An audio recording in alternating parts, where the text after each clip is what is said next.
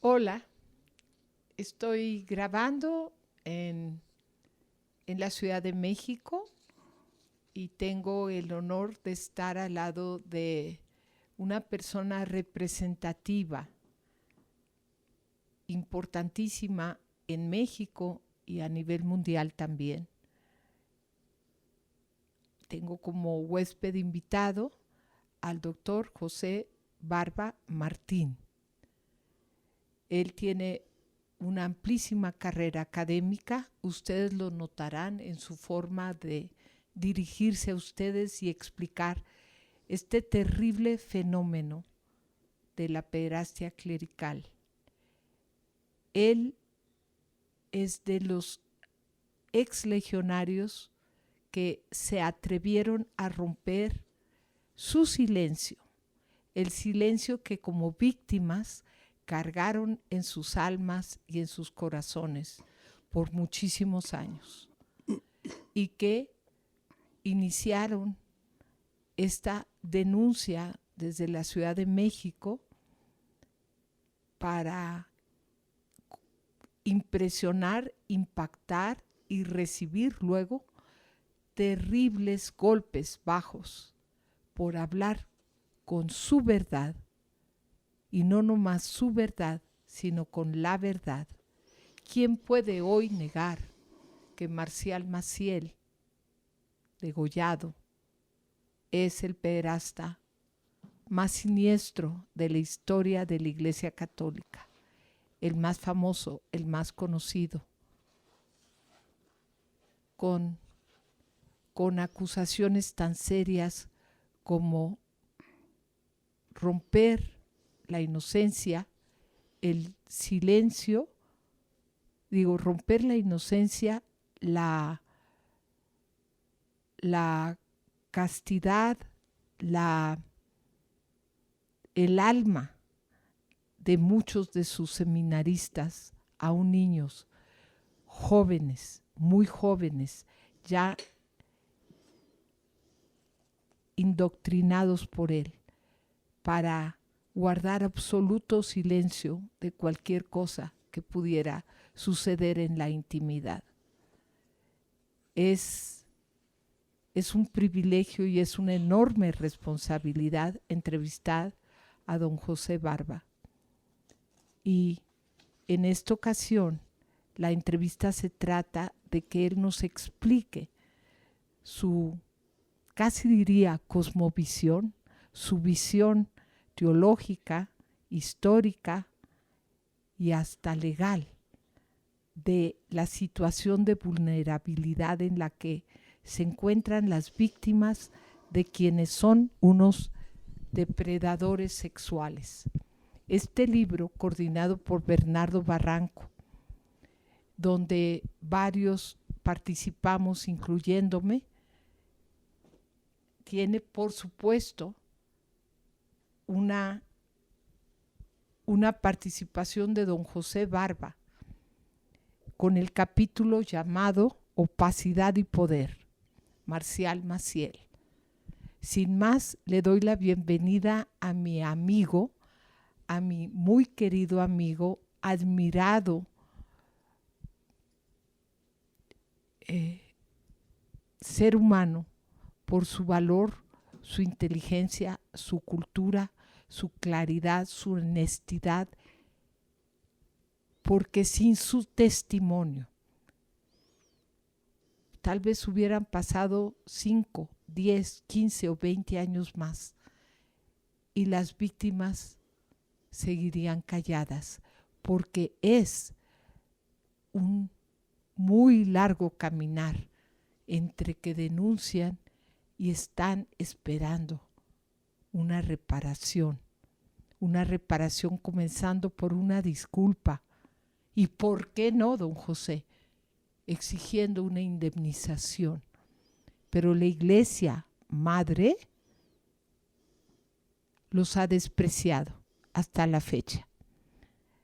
Don José, ¿cómo podría desglosar el contenido de, bueno, te voy a hablar de tú, me voy a atrever, gracias, de tu capítulo Opacidad y Poder, Marcial Maciel, del libro Depredadores Sagrados? Cristina, te agradezco delante de nuestro público nuevamente por todo el interés que has tenido, no solamente desde luego en tu servidor, sino en todos los compañeros que dimos testimonio y que hemos sufrido las consecuencias de haber hablado abiertamente a la sociedad desde hace un cuarto de siglo acerca de lo que considerábamos que no podía continuar encubriéndose. Voy a dirigirme a nuestro público siguiendo aquel consejo de Virginia Woolf de que para saber comunicarse hace falta saber para quién o con quién se comunica, el que escribe o el que habla. Voy a tomar un término medio. No puedo exigir que todas las personas hayan leído el libro. Más bien quiero invitarlos a través de una explanación de la parte con la que yo contribuí, para invitarlos a través de un desglose de su contenido a acercarse, porque es muy importante en la hora actual, cuando hombres de buena fe, luchadores durante mucho tiempo públicamente, también como el doctor Bernardo Barranco, han juntado estos ensayos, estos capítulos, para recordar las responsabilidades que todos tenemos y sobre todo algunos en la sociedad. Si ustedes ven esta portada del libro titulado Depredadores Sagrados, Pederastia Clerical en México, encuentran aquí una ambigüedad desde el principio entre lo que es sagrado como la presencia eclesiástica de una sotana, pero de cuyo alzacuello sale y se introduce dentro a la altura del pecho y sale hacia la cintura la figura de una serpiente. En toda la civilización occidental, la presencia de la serpiente significa el testimonio de la tentación. Y aquí encontramos nosotros algo muy importante que hay que tomar en cuenta. Cuando tratamos del mal, pensamos que sería muy deseable que fuera directo, abierto y único. Pero hay un problema muy grave con el mal, y esto nos lo dice Emmanuel Levinas en su libro titulado El humanismo del otro hombre. Y él dice una frase que me permito citar casi al final, que es esta: la esencia del mal es su irredenta ambigüedad. Nosotros lo que encontramos y lo que he tratado de decir en esta contribución mía al libro de don Bernardo Barranco es precisamente cómo a través de la ambigüedad, por ejemplo, no solo el modus operandi, la manera de actuar, sino también el modus apparendi, la manera de aparentar. Se logra confundir a la sociedad presentando grandes proyectos de índole supuestamente evangélica, pero con un fondo enteramente humano que trata de sacar adelante proyectos que no son evangélicos. Entonces, el título es Opacidad y Poder, Marcial Maciel. ¿Por qué Marcial Maciel? Porque él es el epítome en los tiempos modernos de lo que significa el engaño a la sociedad a través de un pseudoproyecto evangélico o un proyecto pseudoevangélico.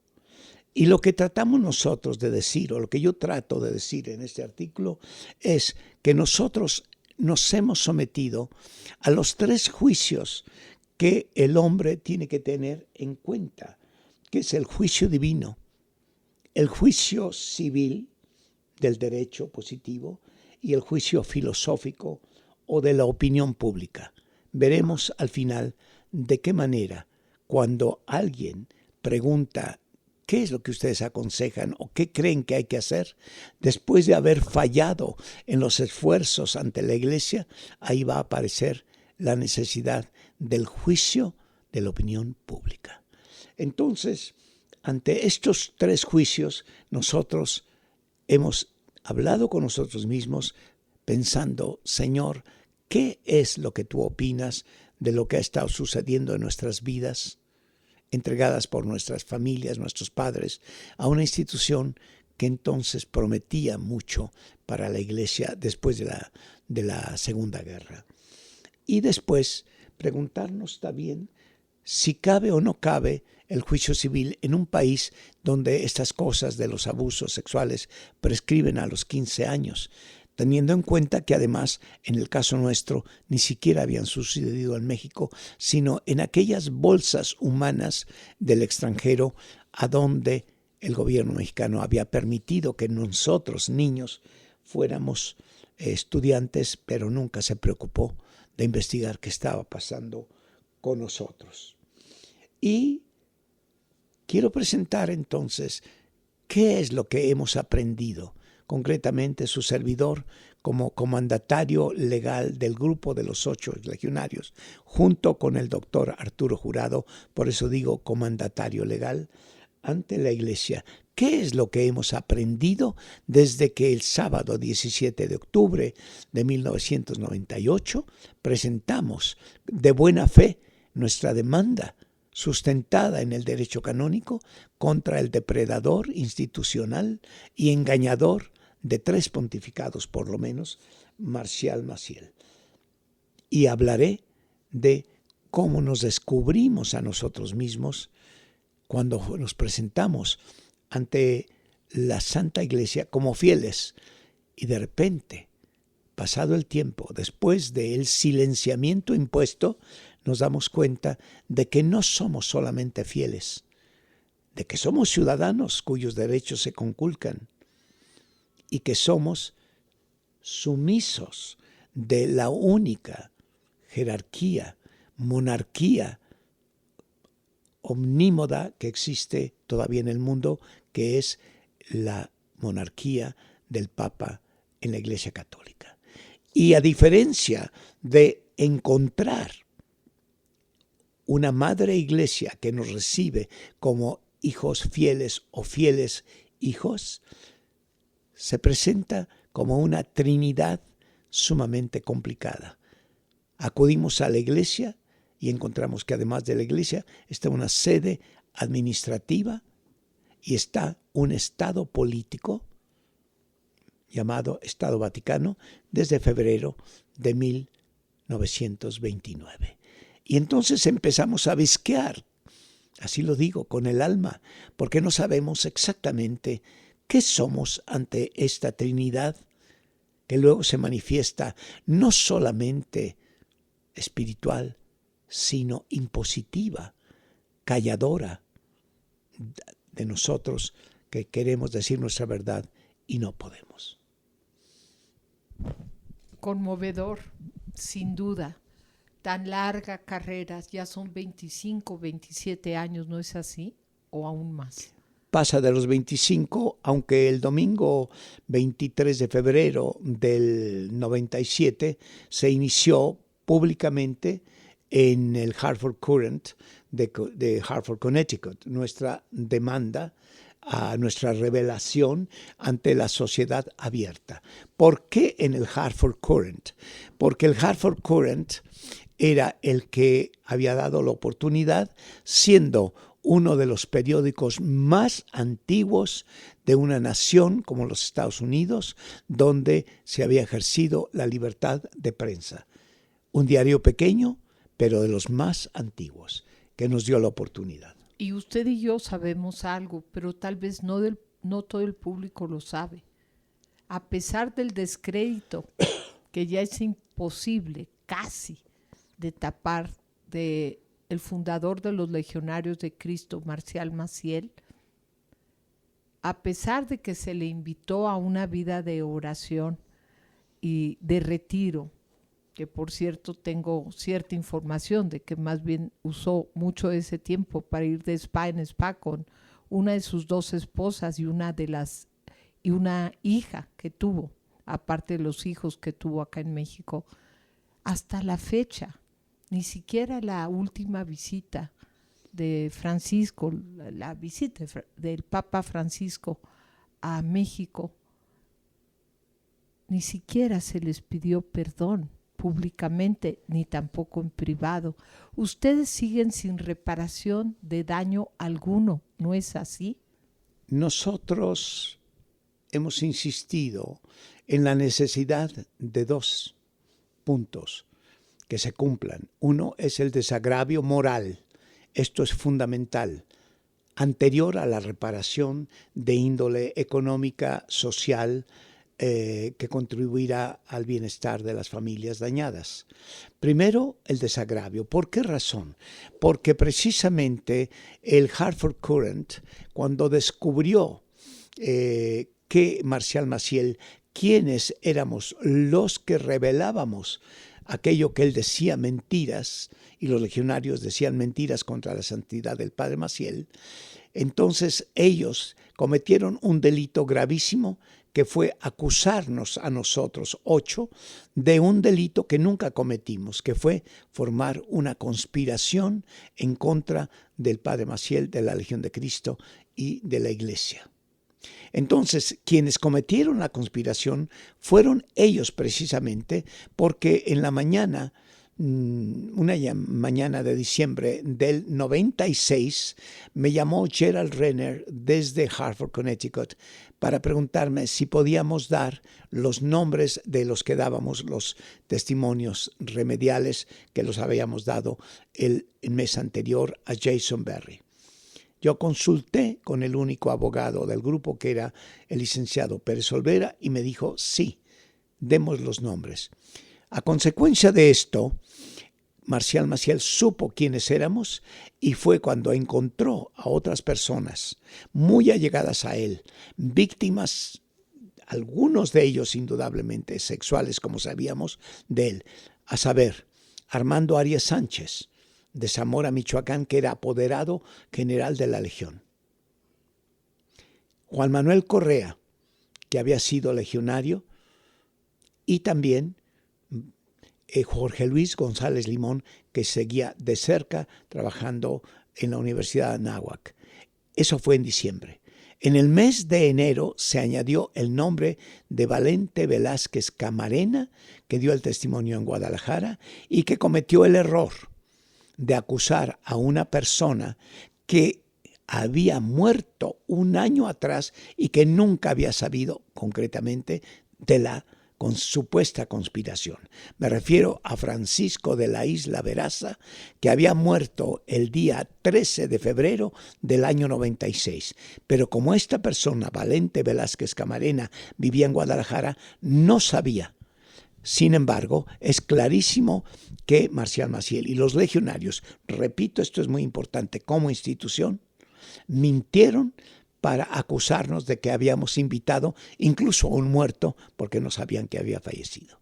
Entonces, nosotros dimos nuestro testimonio, fuimos acusados con 4 testigos falsos y con 2 cartas falsas con firmas imitadas de el monseñor Polidoro Van Blieberge, belga chileno, que vivía todavía en Chile y al que fuimos a entrevistar para verificar personalmente el doctor Arturo Jurado y su servidor en el fin de semana del 12, 13, 14, 15 hasta el lunes de enero del 2001, donde él, Polidoro Van Blieberge, al que yo había conocido, pero los demás no lo habían conocido, yo lo conocí personalmente y lo traté a él en la parte del México llamada Tlalpan y le presentamos las cartas que nos había dado el periodista Ciro Gómez Leiva y que habían presentado los legionarios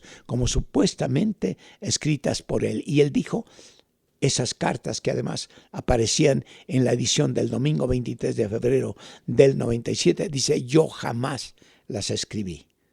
Al día siguiente nosotros hablamos con Juan Rus, que había sido bautizado por él, que había llegado mucho tiempo atrás a Chile, y por Sergio Novoa, abogado del mismo obispo. Y nos dijeron que era imposible que el obispo hubiera firmado esas cartas, una sin fecha y otra fechada el día 12 de diciembre del 96, y nos dijeron que en esas fechas el 12 de diciembre, Monseñor Polidoro van Vlieberge, era belga flamenco, no de habla francesa, aunque lo hablaba también, estaba entre la vida y la muerte debatiéndose en la clínica de la Universidad Católica de Santiago de Chile. Entonces, quienes nos estaban acusando a nosotros de un delito que nunca cometimos como una conspiración, fueron precisamente ellos los conspiradores. Y ustedes están esperando aún el desagravio que les hicieron los legionarios de Cristo y que fue respaldado por Roma, ¿o no? Nosotros presentamos el caso, como dije, el domingo 23 de febrero en el Hartford Courant en el año 97. Pero después de eso, un periodista, Ciro Gómez Leiva, el 12 de mayo lo tomó después de que otro periodista, Salvador Guerrero Chiprés, lo presentó en el periódico Milenio en 4 artículos seguidos que eran, me parece, 14, 15, 16 y 17 de abril. Después de esto, nosotros al año siguiente fuimos a Roma, el doctor Jurado y yo, acompañados por el juez eclesiástico de la Ciudad de México, don Antonio Roqueñi Ornelas, y presentamos el caso ante el Vaticano muy estudiadamente, porque era importante que las cláusulas que presentáramos no tuvieran prescripción. En aquel entonces, según el Vaticano, una víctima de abuso sexual de un sacerdote tenía que presentar su caso no más tarde de 5 años. Y el caso nuestro ya en ese aspecto había prescrito. Por lo cual presentamos sobre 2 cláusulas del derecho canónico revisado desde 1983, que anterior había sido el de 1917.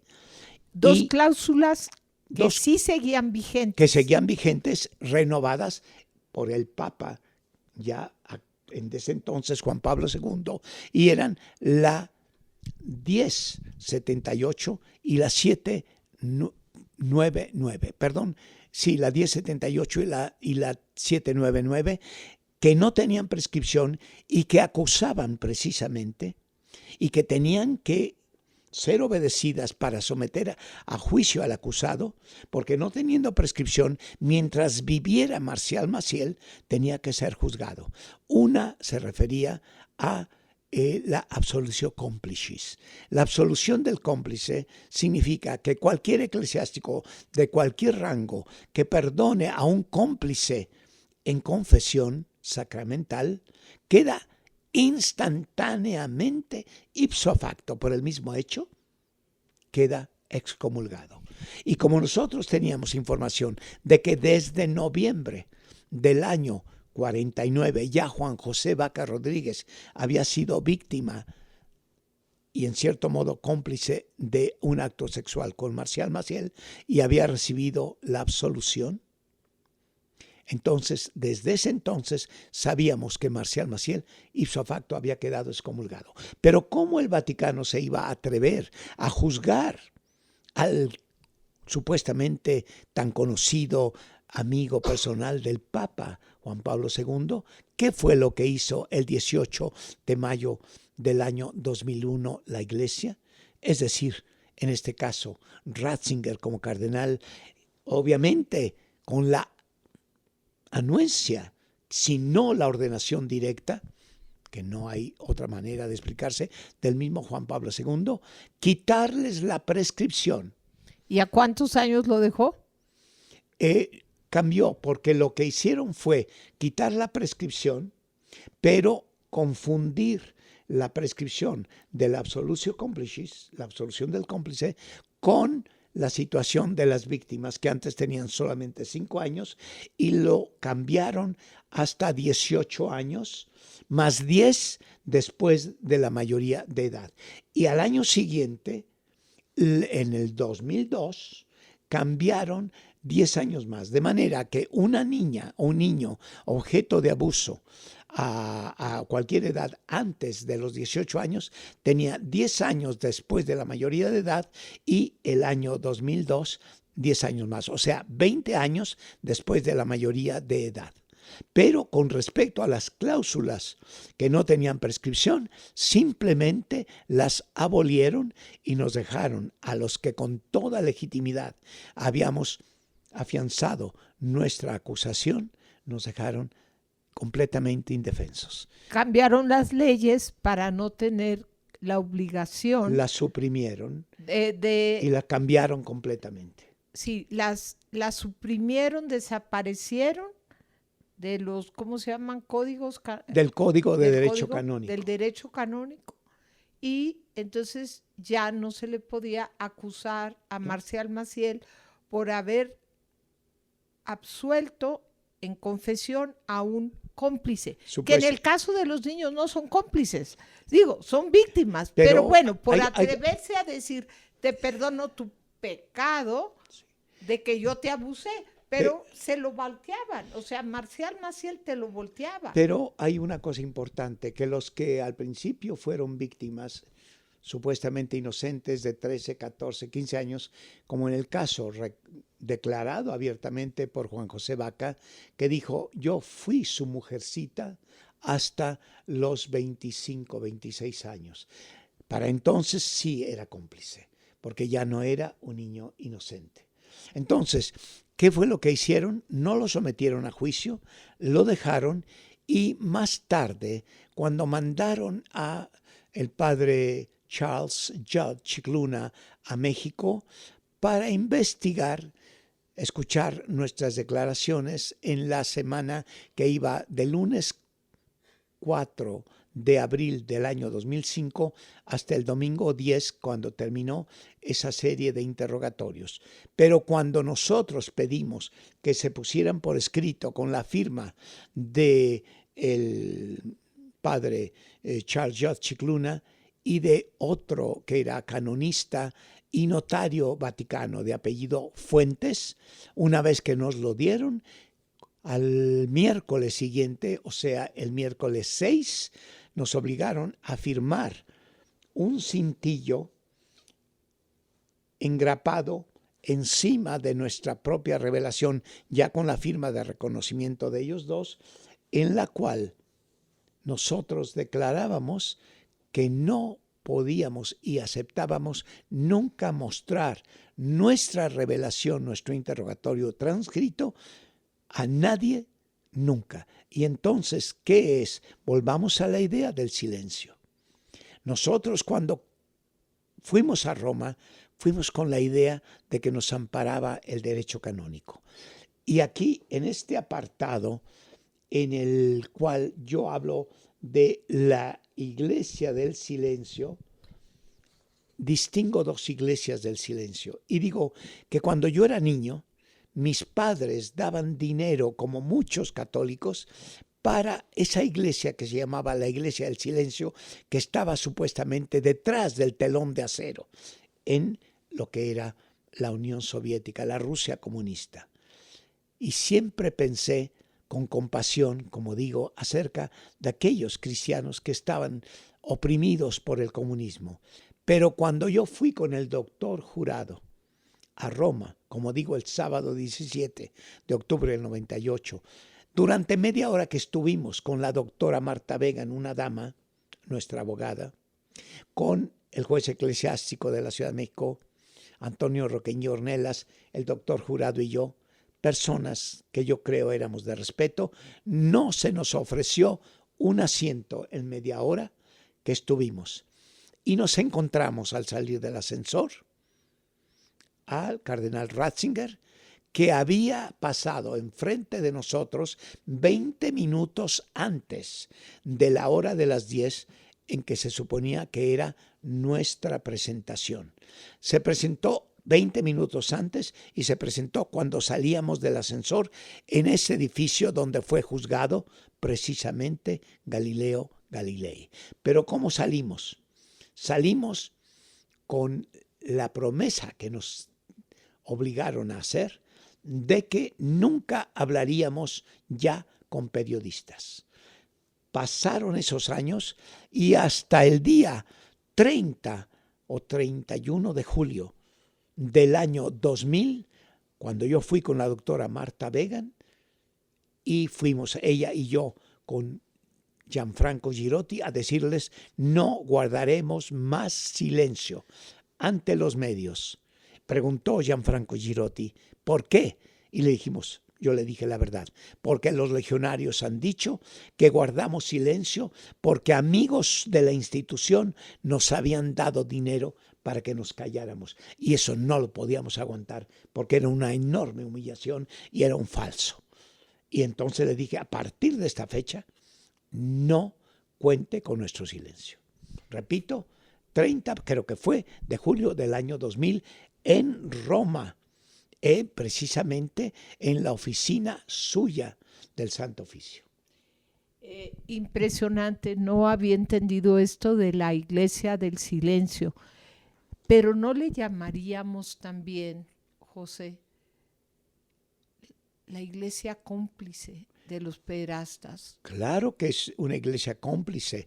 Por eso hay que distinguir la iglesia que sufre silenciada por el comunismo durante, se suponía, décadas, y la iglesia que se convierte en cómplice silenciadora de las víctimas que se acercan de buena fe, conforme al derecho canónico, conforme a las cláusulas de no prescripción, la 1078 y la 799, las abuele, es el verbo correcto del verbo abolir, como Soler suele, abolir, abuele, las abuele, y nos deja a nosotros indefensos.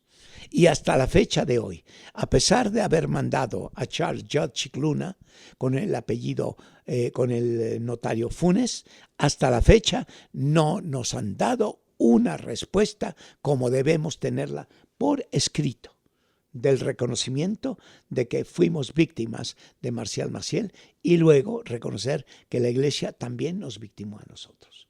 Ambos, tanto los legionarios de Cristo como la misma iglesia. Con la misma iglesia. Dime una cosa, José, ¿a qué se debe de que la Iglesia Católica ha sido especialmente cruel con las víctimas en México? Jamás les ha pedido una disculpa pública, ni jamás se les ha indemnizado, aun cuando hay unos 3 sacerdotes por fin condenados por la vía civil, que por años jamás se le condenó a ningún sacerdote.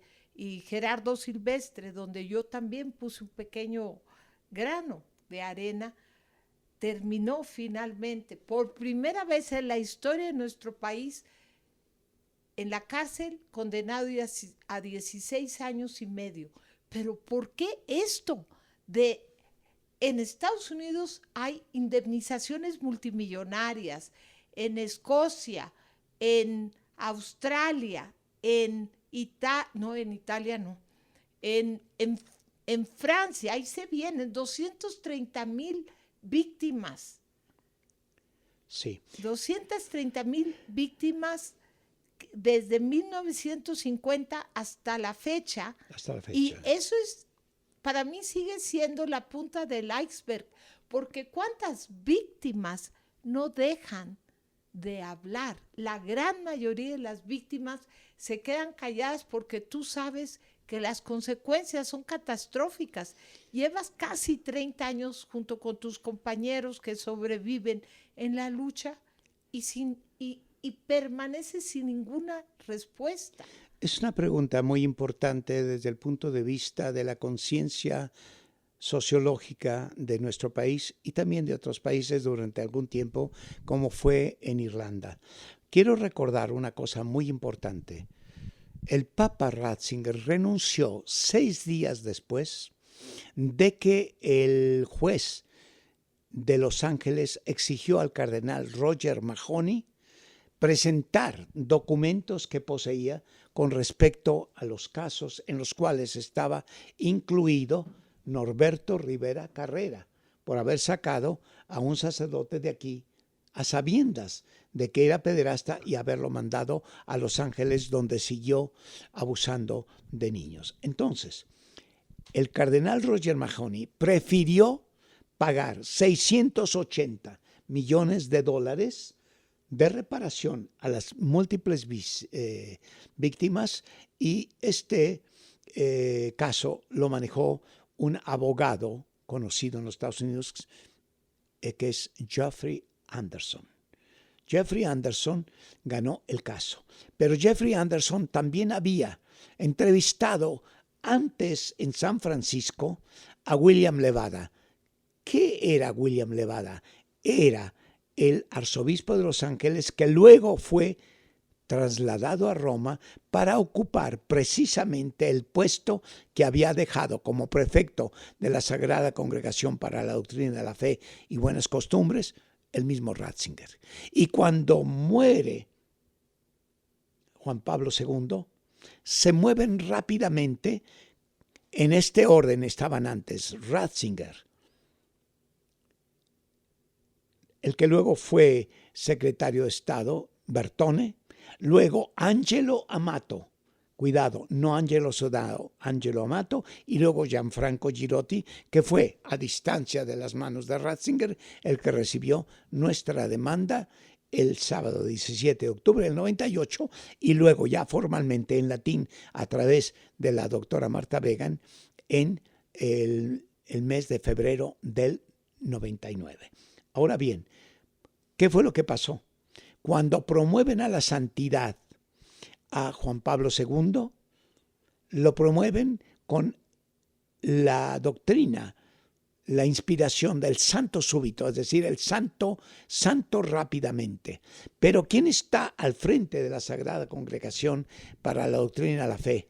¿Y quién está a cargo ya de la oficina o prefectura para la beatificación y canonización de los santos? ¿Quién?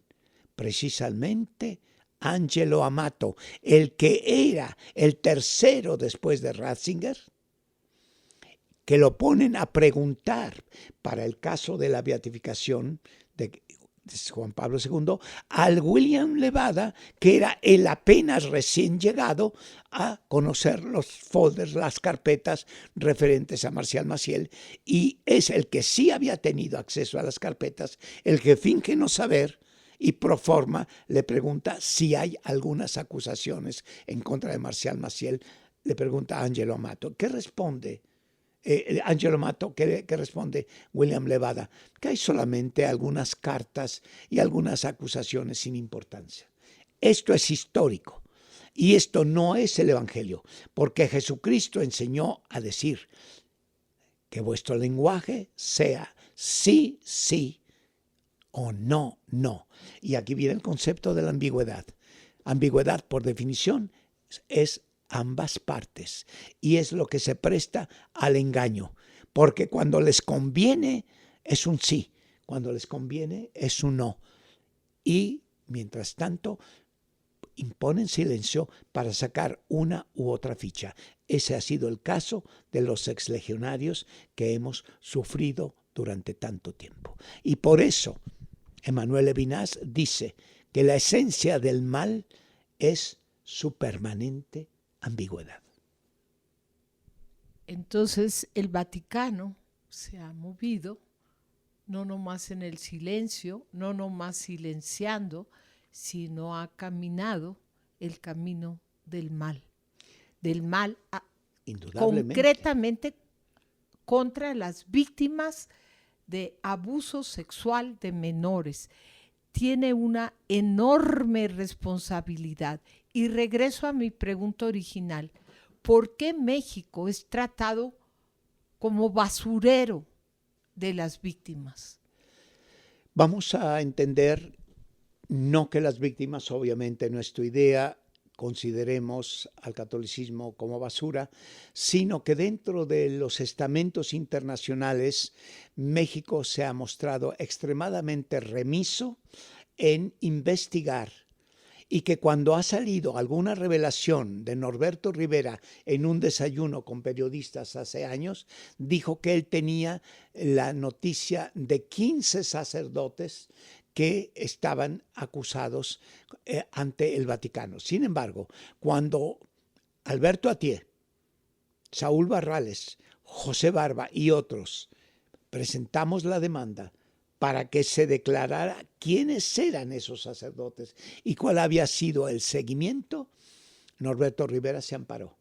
Y hasta la fecha no hemos logrado nada con respecto a la Fiscalía en el caso de Norberto Rivera. Y Norberto Rivera, hacia el 14 de mayo del año 97, nos acusó en público diciéndole a Salvador Guerrero Chiprés, y tú me vas a tener que decir cuánto dinero te dieron, sugiriendo que nosotros habíamos sobornado a un periodista para mentir contra la santidad, quote, del Padre Maciel, de la Legión de Cristo y del Papado.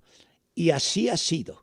Y Onésimo Cepeda, al que cito aquí también, al que cito, entrevistado por Milenio, dijo: hombres que de más de 40 años vienen a hacer estas revelaciones, o son mentirosos o les gustó.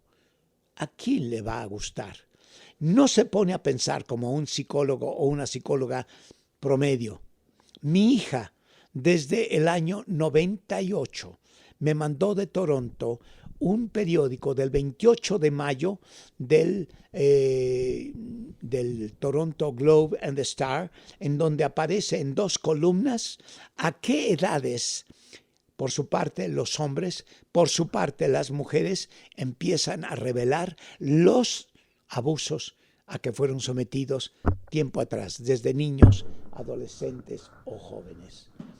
Entonces, cuando nosotros llegamos el sábado 17 de octubre del 98, la primera pregunta, repito, sin que nos ofrecieran durante media hora un asiento, ni a la mujer, la dama que estaba con nosotros, ¿cuál es la pregunta que lanza Gianfranco Girotti?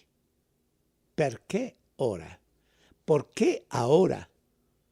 De manera que él no piensa en la psicología del niño objeto de abuso, del adolescente objeto de abuso, de la confusión del novicio, del junior, del religioso legionario objeto de abuso, que había estado ya trabajado durante mucho tiempo para irlo captando. Y yo puedo decir en este momento, desde agosto del año 53, ya Maciel me había preguntado en Ontaneda, Santander, si a mí me gustaban los hombres o las mujeres, y yo me sentí ofendido y le respondí, por supuesto las mujeres, porque yo estaba pensando que él era maricón. ¿Y qué fue lo que hizo Marcial Maciel? El día 30 de septiembre, no estoy inventando, día de San Agustín, en la ciudad de Bayona, en Francia. Cuando llegamos apenas los que habíamos salido desde Ontaneda, Santander, en el autobús del colegio de Roma, en camino a Roma, nos hospedamos en un hotel en Bayona. ¿Y qué fue lo que sucedió hacia las 12:30 o 1 de la mañana ya del día siguiente?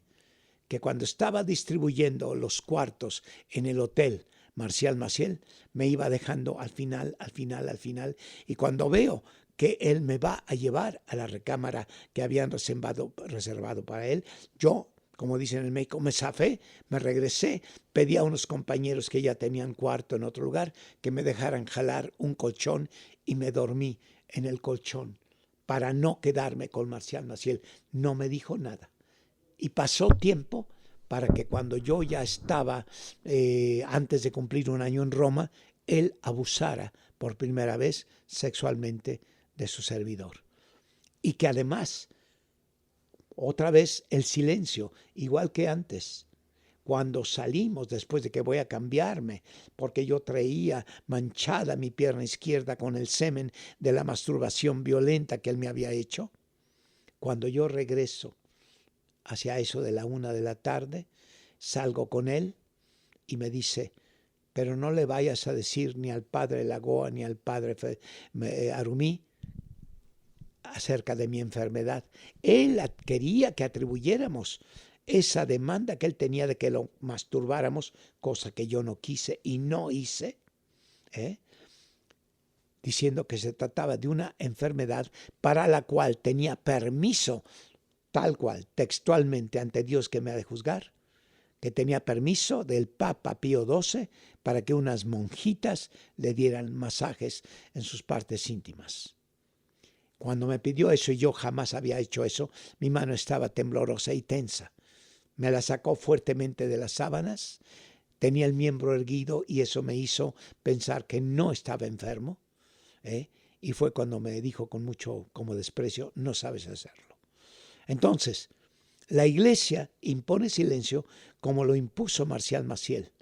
Y durante décadas, los que teníamos el cerebro lavado, yo entré niño el día 3, viernes 3 de diciembre del 98. Y durante todos esos años, yo no podía hablar abiertamente porque entonces no había sido objeto de abuso. Lo fui hasta Roma, pero con todos estos acercamientos, aproximaciones y lo que se llama como acoso verbal. Ya antes en Salamanca, el día 10 de febrero del año 53, había tratado de persuadirme de que yo me fuera a Roma sin tener la edad canónica para ir. Y desde entonces ya estaba tratando de persuadirme y eso lo había hecho con otros. Pero yo le dije, no, yo no dejo mi grupo y mis compañeros, no tengo edad. Pero la gente no sabe a qué grado es la imposición del silencio. Y la Iglesia hace lo mismo que Marcial Maciel, imponer silencio. Vean ustedes el caso de Francia, de Lyon, con el cardenal Barbaret. Se negó a dar crédito a unos Boy Scouts que habían sido víctimas de un sacerdote del grupo de los Scouts.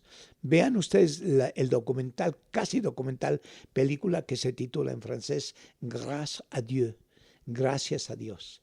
Muy poco después de que salió, hace creo que 2 años, ya apareció el caso que mencionó Cristina, acerca de los 200 y tantos mil niños y niñas desde 1950 hasta el año en que estamos. ¿Te puedes imaginar entonces cuántas víctimas hay en México?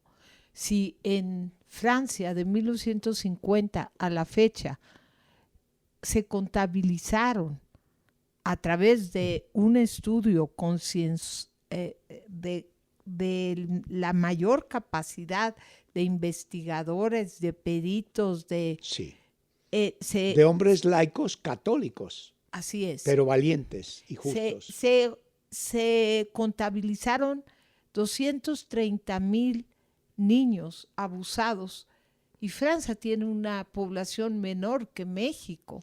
Sí, y Holanda, que tiene una población mucho menor, tiene un saldo de 20,000 niños y niñas sin ser un país mayoritariamente católico. Pero ahora, estamos hablando de México, creo que todavía es el 85% de católicos.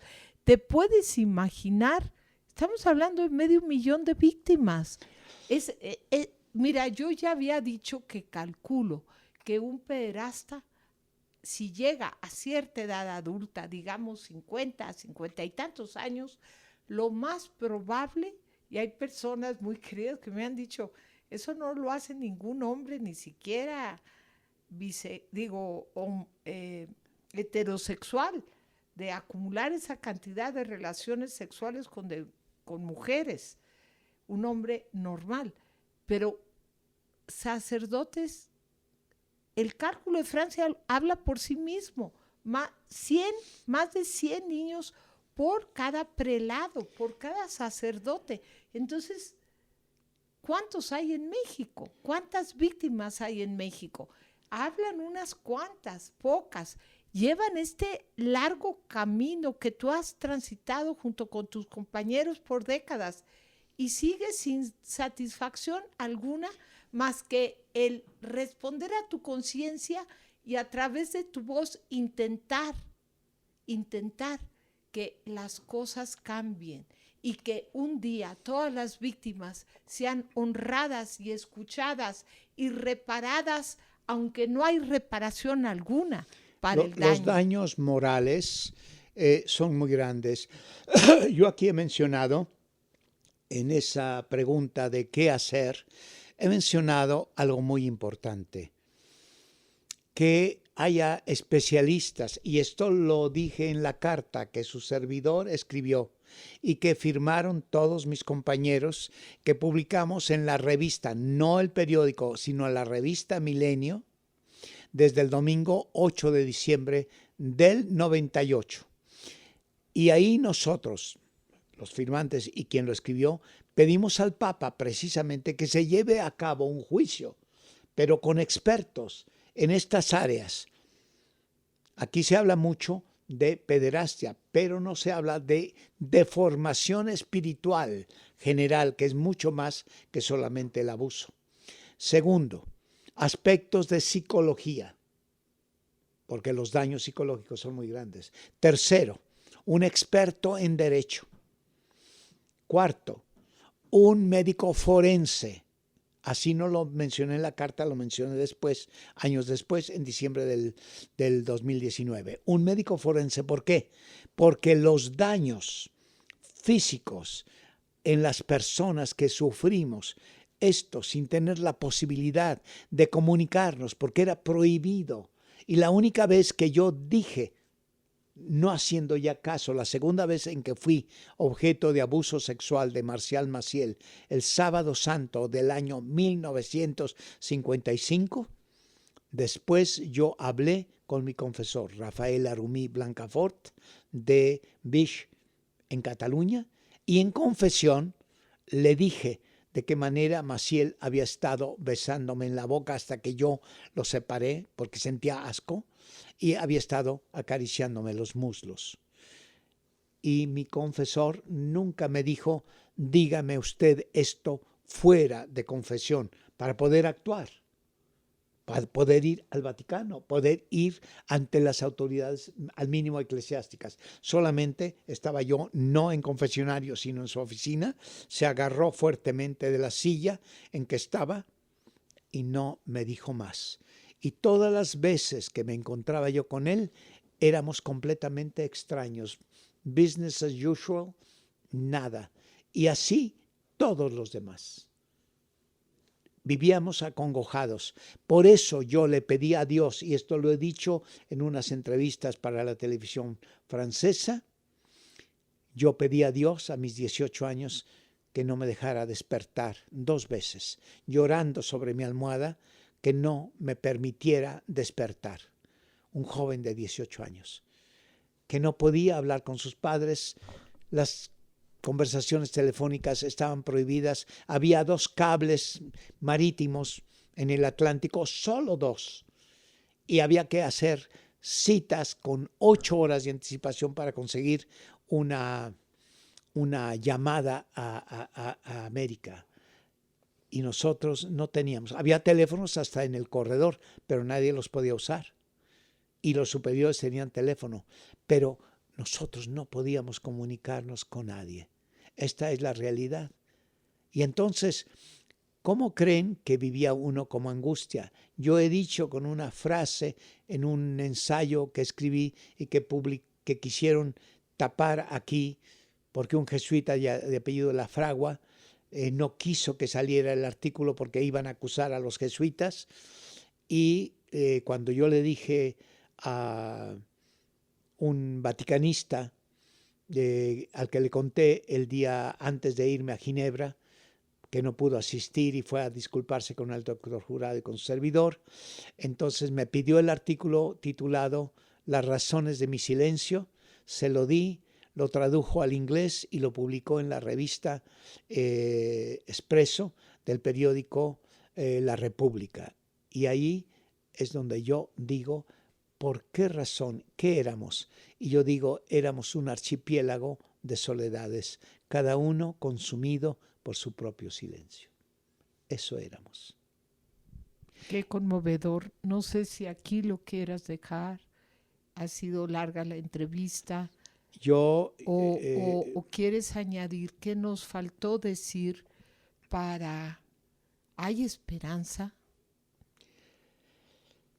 ¿Aún hay esperanza?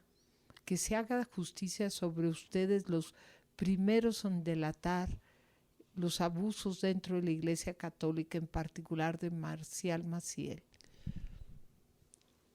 Aquí digo, en este mismo ensayo, que fue una conferencia de prensa que yo di leída hace años, en el 2006.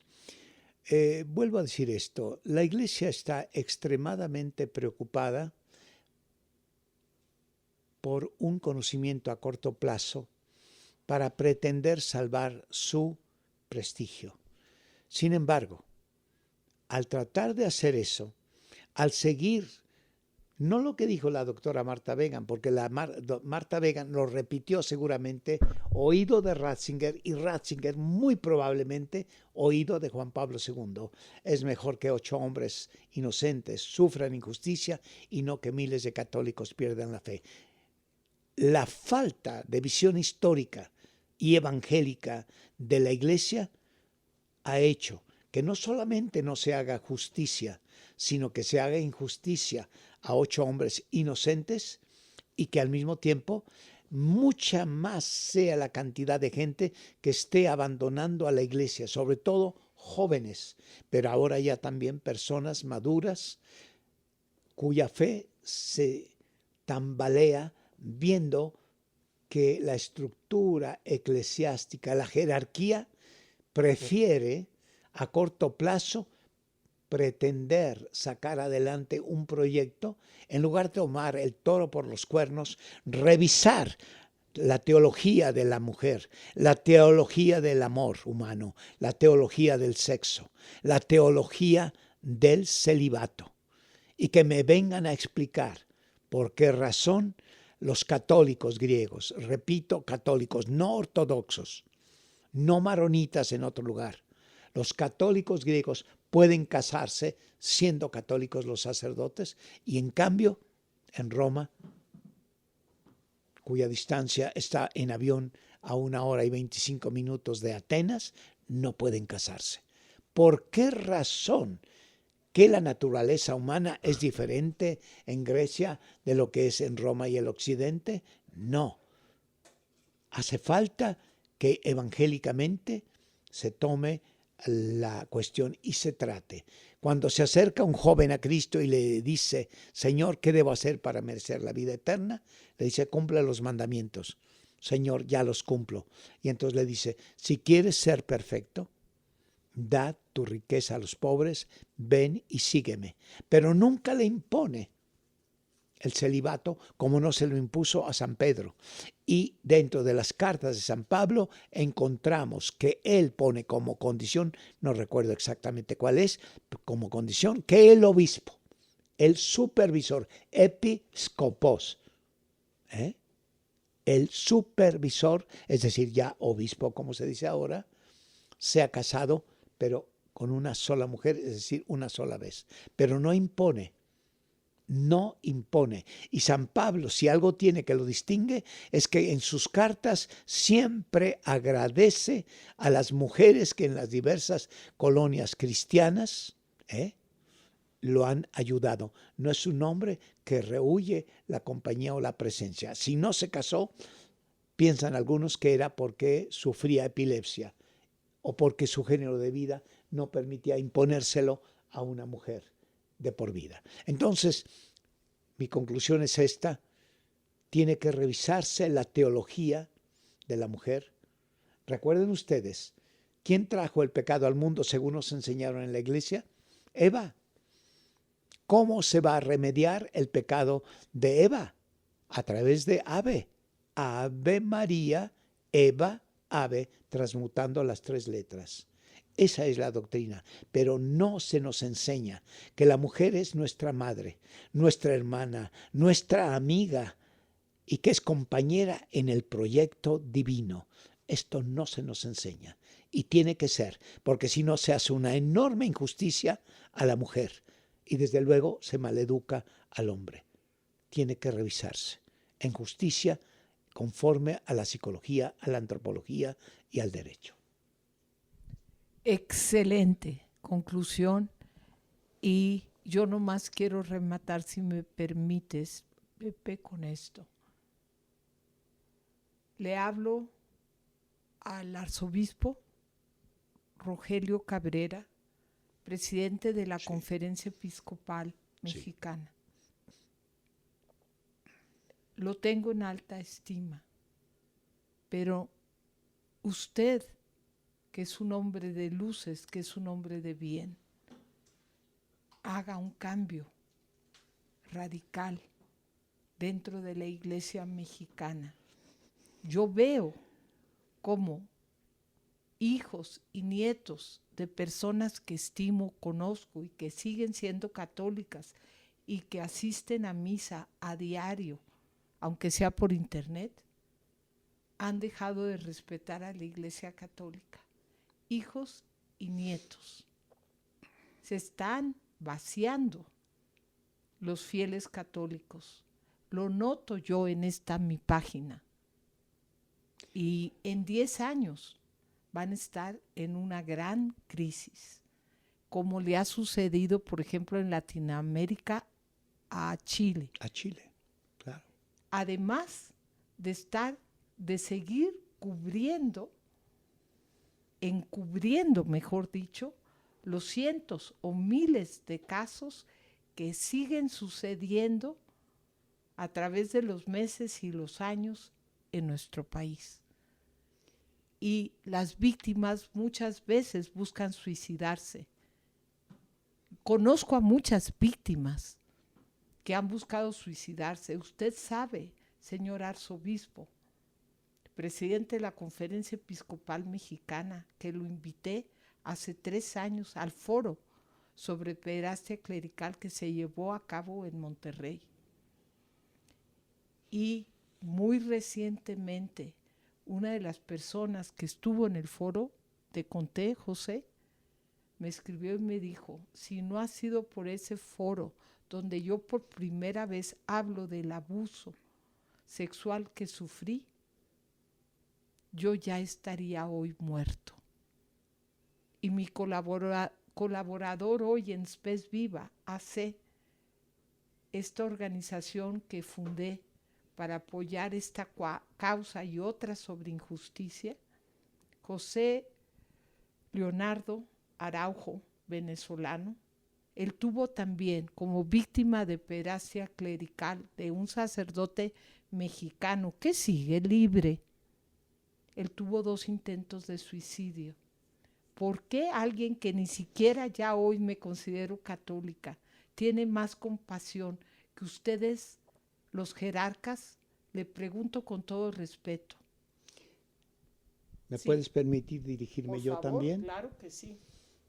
Y con eso terminamos. Con eso terminamos, muy bien.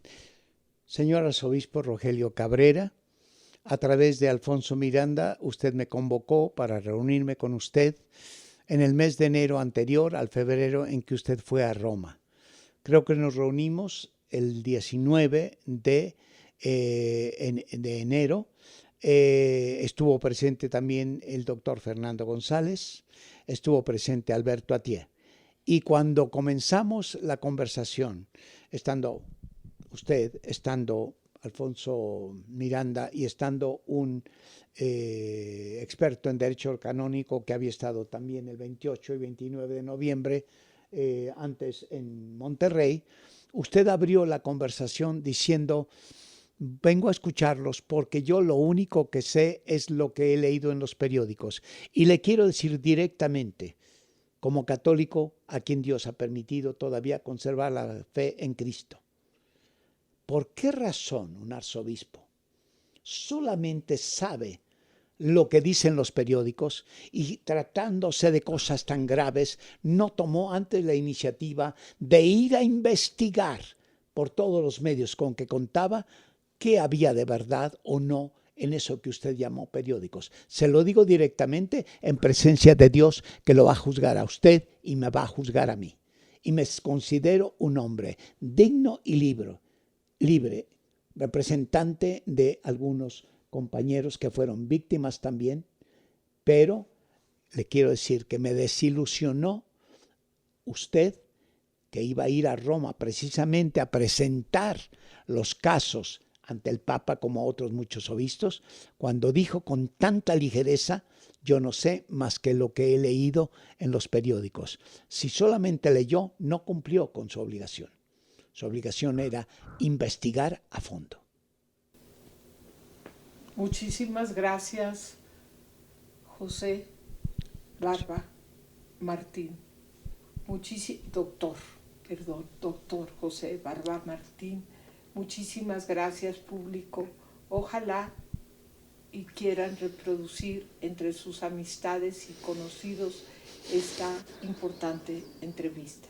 Hoy tenemos aquí al doctor José Barba, valiente, que sigue en pie de lucha, representando no nomás a él, sino a todos los demás, los que han querido, a todos los demás, a todas las demás víctimas de México y en realidad del mundo. todos unidos. Todos unidos, laicos, ciudadanos como yo, víctimas, intelectuales, periodistas, todos somos una sola voz solicitando la verdad y la justicia. Gracias, José. A nombre de todos mis compañeros y muy personalmente de mi familia que ha sufrido mucho, que incluso pienso que la perdí en parte a consecuencia de esta situación de los legionarios, agradezco a todos y aquí muy directamente a esta cristiana que es Cristina, y su propio nombre hace referencia, aunque haya sido coincidencia de bautizo, pero hace referencia a Cristo. Así que te agradezco, Cristina, que Gracias. hayas sido fiel y hayas apoyado a mucha gente que te lo agradecerá y salvarás a muchos todavía. Gracias, José. Gracias. La vida no sabemos, pero sigo en la causa porque me duele el dolor ajeno y ojalá ya más gente le doliera. Y estoy contigo y te admiro profundamente por tu valor, Pues por tus mira, pérdidas. Dios por nos tu ha permitido, inteligencia. cuando Dios pide, dicen que da la gracia, es decir, ayuda. Nosotros hicimos lo que hicimos porque Dios nos permitió, nos pidió, pero nos ayudó a hacerlo. No me queda la menor duda que ha sido la gracia de Dios Sí. en todos ustedes. Gracias, Cristina. Ha sido un honor como siempre. El agradecimiento y el honor es mío. Gracias. Gracias. Gracias a todos ustedes. Gracias. Gracias, don Carlos.